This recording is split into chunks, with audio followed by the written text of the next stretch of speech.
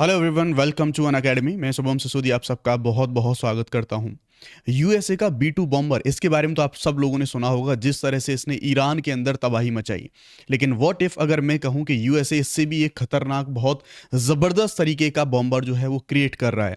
दरअसल यूएसए के द्वारा जब ये अटैक हुआ उसके बाद एक ऑफिशियल ये वीडियो आप देख सकते हैं, काफ़ी ज़्यादा सोशल मीडिया पर ये वायरल था, इसको इशू करा गया था। लेकिन अभी आप देखेंगे ये GBU-57 MOP जो B2 बॉम्बर के द्वारा जो बम इस्तेमाल करा गया था, जो कि कई मीटर गहराई तक जाके खतरनाक बंकर बस्टर भी जिसको हम बोलते हैं, अब इससे भी खतरनाक यूएसए ने नेक्स्ट जनरेशन पेनिट्रेटर, इसके ऊपर यूएसए के द्वारा यहां पर काम करा जा रहा है। That will fly with B-21 raider, यानी कि B-21 इसको फ्लाई करेगा। और ये GBU-57 यानी कि ये जो अभी इस्तेमाल यूएसए के द्वारा करा गया था, इससे भी ज्यादा खतरनाक होगा। तो इसके बारे में हम डिटेल से बात करेंगे, सभी फीचर्स के बारे में हम बात करेंगे, किस तरह से ये बहुत ज्यादा तबाही वाला, बहुत खतरनाक एक तरीके से जो बॉम्बर है वो बॉम्बर हमारा हो सकता है। तो अभी जो इस्तेमाल यूएसए के द्वारा करा गया था वो था GBU-57 MOP।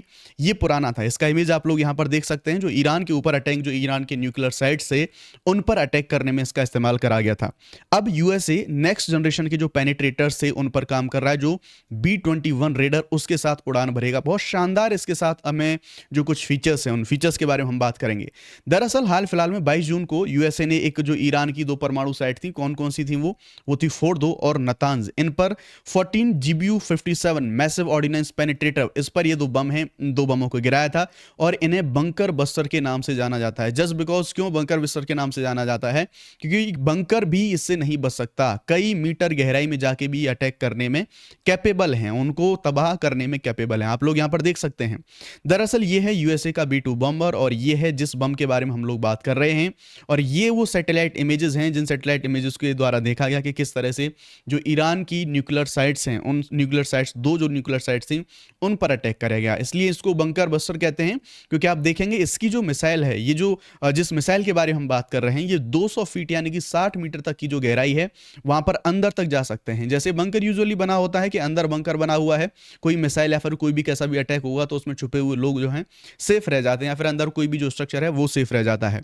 लेकिन ये यूएसए का इतना खतरनाक सिस्टम है कि ये अंदर 60 मीटर तक अंदर जा सकता है, और तब जाके उस चीज को डिस्ट्रॉय करने में ये कैपेबल है। आप देख सकते हैं। अब जो जो नेक्स्ट जनरेशन का जो अगला हमारा एडवांस नेक्स्ट जनरेशन पेनिट्रेटर है, जिसे शॉर्ट में एनजीपी भी बोला गया है, ये अब यूएसए इसके ऊपर काम करने वाला है। आप देख सकते हैं यहां पर। तो ये है, हालांकि देखने में थोड़ा छोटा है, लेकिन यस, इसमें कुछ जो एडवांस फीचर्स हैं वो हमें देखने को मिलेंगे। लेकिन ये जो अद्वितीय हथियार है, ये पहले से ही, जब से सेवा में आया था पहला जो B-2 बॉम्बर, या फिर जो पुराना जो हथियार प्रणाली थी, जब से वो आई थी सेवा में, तभी से इसके ऊपर काम करना यूएसए ने शुरू कर दिया था। ये यूएसए की अगली पीढ़ी का जो स्टील्थ बॉम्बर B-21 रेडर है, उसके साथ में लगाया जाएगा, जो B-2 स्पिरिट बॉम्बर का स्थान लेने के लिए अभी इसको जो है यहां पर बनाया जा रहा है। अब ये जो एनजीपी है, इसको दरअसल एनजीपी के नाम से हम जान रहे हैं। इसके कुछ जो फीचर्स हैं इनको देखेंगे। एनजीपी का मतलब होगा यहां पर नेक्स्ट जनरेशन पेनिट्रेटर। अब देखेंगे एनजीपी GBU-57 MOP, इसका एक और जो एडवांस वर्जन है ये रहेगा। इसमें रॉकेट बूस्टर भी जोड़ा जा सकेगा। अभी वाले में रॉकेट बूस्टर नहीं है, जहां पर भी वो गिराना होता है B-2 बॉम्बर से ले जाया जाता है और उसे जो है छोड़ दिया जाता है। अब इसमें बूस्टर भी जोड़े जा सकते हैं, यानी कि ऐसे एडवांस फीचर्स हैं उनसे उसको लेस करा जाएगा, ताकि स्टैंड ऑफ यानी कि दूरी से हमले की क्षमता इसमें हो सके। और जीपीएस सहायता प्राप्त कमजोर या फिर पूरी तरह से बंद जीपीएस वाले जो वातावरण है, उसमें भी 2.2 मीटर तक यानी 7.2 फीट की जो सर्कुलर एरर प्रोबेबल है, उसमें सटीकता से हमला किया जा सके। तो इसमें कुछ ऐसे जो एडवांस फीचर्स हैं, उन फीचर्स को यहां पर इसमें ऐड ऑन किया जाएगा। इसके अलावा जो यूएसए की एयरफोर्स है, वो ग्लोबल प्रिसिशन अटैक वेपन, इसके एक दरअसल छोटे आकार का बंकर बस्टर है, उसमें भी काफी ज्यादा इंटरेस्ट यूएसए की एयरफोर्स के द्वारा दिखाया जा रहा है। आप यहां पर देख सकते हैं, यानी कि इसको हम देखेंगे, इसको यहां पर जो F-35 यूएसए का जो एक एडवांस जो लड़ाकू विमान है, उस पर भी इसको जो है यहां पे ऐड करा जा सकता है, उसमें से लगाया जा सकता है। जो F-35 की आंतरिक वेपन जो बे है, उसमें भी फिट हो सकता है, यानी कि उससे भी ऐसे अटैक किए जा सकते हैं। दरअसल यूएसए एयरफोर्स ने हाल ही में GBU-72BB नामक एक 5000 पाउंड वर्ग का जो प्रिसिशन गाइडेड बंकर बस्टर है, इसको सेवा में शुरू करा है। पहली बार इसका जो युद्ध में इस्तेमाल है, पिछले साल यमन में जो हूती विद्रोही हैं उनके खिलाफ करा गया था, ताकि जो छोटे अटैक्स हैं, या फिर F-35 बहुत ज्यादा एडवांस है, तो अगर इसका हम इस्तेमाल करते हैं तो इसका इस्तेमाल भी छोटे छोटे जो ऑपरेशन या फिर छोटी जरूरतों में, उन जगहों पर इनका इस्तेमाल किया जा सके। ना अब हमें बात करनी है इसके बारे में कि जो अभी वाला जो एडवांस सिस्टम है, उस एडवांस सिस्टम में जिसे हम नेक्स्ट जनरेशन के बारे में बात कर रहे हैं, जो पुराना सिस्टम है, उन दोनों में कंपैरिजन करके देखेंगे कि अभी जो जो जिस सिस्टम पर काम हो रहा है वो बहुत ज़्यादा एडवांस कैसे है, उसके बारे में बात करने से पहले मैं आप सब लोगों को यहाँ पर बताना चाहूँगा यूपीएससी सीएससी एस्पिरेंट्स के लिए अनअकैडमी लेके आया है 19,999 रुपये में, और उसके साथ साथ 12 महीने तक का फ्री एक्सटेंशन। इसमें आप यूपीएससी के जो सब्सक्रिप्शन हैं उनको अवेल कर सकते हैं। अनअकैडमी के टॉप एडुकेटर से आप यहाँ पर पढ़ सकते हैं। शो 50 कोड अगर आप इस्तेमाल करते हैं तो आपको मैक्सिमम डिस्काउंट मिलेगा, और साथ ही साथ shishodia.shubham@unacademy.com इस पर आप मुझे डायरेक्टली कनेक्ट कर सकते हैं। साथ ही केवल 27,999 में आप जीएस और ऑप्शनल दोनों को अवेल कर सकते हैं। और बैचेस के बारे में बात करें तो 30 जून से हमारे सारे के सारे बैचेस लाइव होने वाले हैं। सारे के सारे जो लिंक हैं वो डिस्क्रिप्शन में दिए गए हैं। अब हम बात करते हैं next generation penetrator versus GBU 57। ये GBU 57 वो है जो कि प्रेजेंट में हमें अभी अवेलेबल देखने को मिलेगा, राइट। वर्तमान में केवल B2 स्पिरिट बॉम्बर ही 3,000 पाउंड के GBU 57 MOP हैं, इनको ले जाने में कैपेबल है। हर B2 को 2 GBU 57 MOP लेके ये उड़ सकता है। हालांकि आगामी B21 रेडर है वो भी GBU 57 MOP और NGP दोनों को तैनात करने में कैपेबल होगा, क्योंकि नया नेक्स्ट जनरेशन की टेक्नोलॉजी है। तो जो पुराने सिस्टम है उनको तो ले ही जा सकता है, लेकिन नए जो NGP होंगे यानी कि जो नए बम होंगे उनको भी ये लेके जाने में कैपेबल होगा। जो B2 बम्बर है उसका इमेज आप यहां पर देख सकते हैं, एक ईगल की शेप में बहुत ही मैसिव अटैक करने वाला ये एक हमारा यूएसए का सिस्टम है। GBU 57 MOP ये एक डुअल मोड गाइडेंस सिस्टम का यूज करता है, जो जीपीएस और इनर्शियल नेविगेशन सिस्टम यानी कि INS को जोड़ता है, ताकि जो हाई जो एक्यूरेसी है उसके साथ किसी टारगेट को लॉक किया जा सके, उसे डिस्ट्रॉय किया जा सके। बाद के उन्नत GBU 57 जो संस्करण है उनमें एक एडप्टिव फ्यूज सिस्टम होता है, जो कि संरचनात्मक खालीपन देख के और जब वो पता करेंगे, आइडेंटिफाई करेंगे और फिर मैसिव तरीके से सही समय देख के वो जो ब्लास्ट है ब्लास्ट यहां पर कर देते हैं। अब इसमें होगा क्या, तो आप देख सकते हैं इसमें BLU 127 सीरीज का एक जो वॉर हेड है उस वॉर हेड का इस्तेमाल हो सकता है। ये इस्तेमाल होगा, यहां पर आप वॉर हेड यहां पर देख सकते हैं, और इसमें 13,608 किलोग्राम तक का जो वॉर हेड है, इतना जो वेट है, ये वेट जो है ले जा सकने में कैपेबल होगा। और 2082 से 2600 किलोग्राम तक का हाई एक्सप्लोसिव जो इसके अंदर आपको देखने को मिल सकता है इसमें जो वॉर हेड है, यानी कि केवल 20% हिस्सा है वो वॉर हेड में, यानी कि जो विस्फोटक वॉर हेड ये पार्ट होता है जो एक्चुअल में जाके ब्लास्ट करता है। इसमें हमें जो विस्फोटक सामग्री है वो भरी होती है इसको, बाकी ये पूरा सिस्टम इसको कैरी करने में या फिर इसको ऑपरेट करने के लिए सिस्टम होता है। और B2 बॉम्बर ये जो उसको ले जाने के लिए जो इसका यूज करा जाता है। अब दरअसल ये जो डिमांड है यूएस की जो एयरफोर्स है उसके द्वारा 2024 में कुछ ऐसी डिमांड करी गई थी, कुछ ऐसी जो रिपोर्ट्स हैं वो रिपोर्ट्स निकल के आई गई थी कि क्या क्या डिमांड नई जनरेशन का ये जो सिस्टम लाया जा रहा है इसके लिए जो डिमांड है यूएस एयरफोर्स की तरफ से क्या क्या करी गई थी।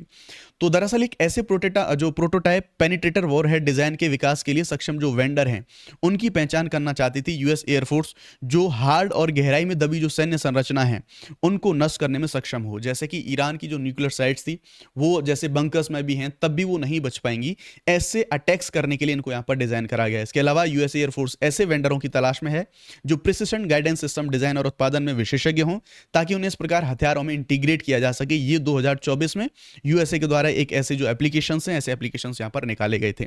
ये भी कहा गया था कि जो एनजीपी है इसको ऐसे वातावरण में काम करना चाहिए जहां जीपीएस सहायक हो और खराब या फिर पूरी तरह से अनुपलब्ध हो। यानी कि ये डिमांड थी दरअसल एनजीपी के लिए, जब 2024 में ऐसी रिपोर्ट या फिर जो वेंडर्स वगैरह हैं उनकी तलाश में थी यूएस एयरफोर्स। सीईपी 2.2 मीटर के भीतर की मांग, जीपीएस अनुपलब्धता, इसमें इतनी अधिक सटीकता एक बहुत ही महत्वाकांक्षी लक्ष्य है। यानी कि ये सब कुछ चाहती थी यूएस एयरफोर्स। नया वॉरहेड 22,000 पाउंड या फिर उससे कम वजन का होना चाहिए, सो दैट यानी कि वजन कम होगा, एक्यूरेसी के साथ मैसिव अटैक हो सकता है, ब्लास्ट फ्रेगमेंटेशन व पेनिट्रेशन क्षमताओं से ये लेस होना चाहिए।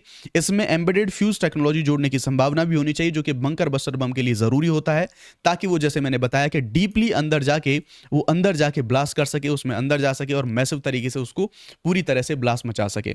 अब देखिए इसमें अंतर क्या होगा, यानी कि अभी का जो B2 बम्बर अभी सारी चीजों को करता है और ये जो एडवांस एनजीपी है ये किस तरह से काम करेगा। तो जो अभी का GBU 57 MOP है इसमें कोई कैसा भी प्रोपल्शन नहीं है। इसमें होता क्या है कि जैसे मान लो यहाँ पर B2 बम्बर आया, अब ये टारगेट है तो ये इसके पास आएगा और ऊपर से आके इसको यहाँ पर गिरा देगा, तो ये इसके पास जाके ही गिराया जाता है। लेकिन एनजीपी में क्या सिस्टम है, एनजीपी में हम रॉकेट बूस्टर लगाने की यूएसए तैयारी कर रहा है, ऐसी पॉसिबिलिटी है, और दूर से भी टारगेट को भेज सकेगा। यानी कि ये जो B2 बॉम्बर है इसको एग्जैक्टली टारगेट के पास जाके बिल्कुल नजदीक जाने की इसको जरूरत नहीं पड़ेगी, काफी दूर से भी अटैक करा जा सकता है। हालांकि 2024 के नोटिस में साफ नहीं किया गया था, लेकिन यूएसए एयरफोर्स ने पहले कहा था कि वो एनजीपी में पावर्ड स्टैंड ऑफ कैपेबिलिटी वो जोड़ना चाहता है। तो ये और मैसिव अटैक करने के लिए यूएसए की एक बहुत ही ज्यादा महत्वाकांक्षी परियोजना है। ऑपरेशन मिडनाइट हैमर, इसके बारे में बात करें तो GBU 57 ये इसका पहला युद्ध प्रयोग था, ये जो अभी का यूज करा गया है ईरान के अंदर।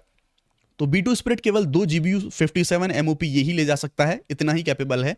और B21 रेडर आकार में छोटा होने के कारण ये केवल एक ही GBU 57 ले जा सकेगा।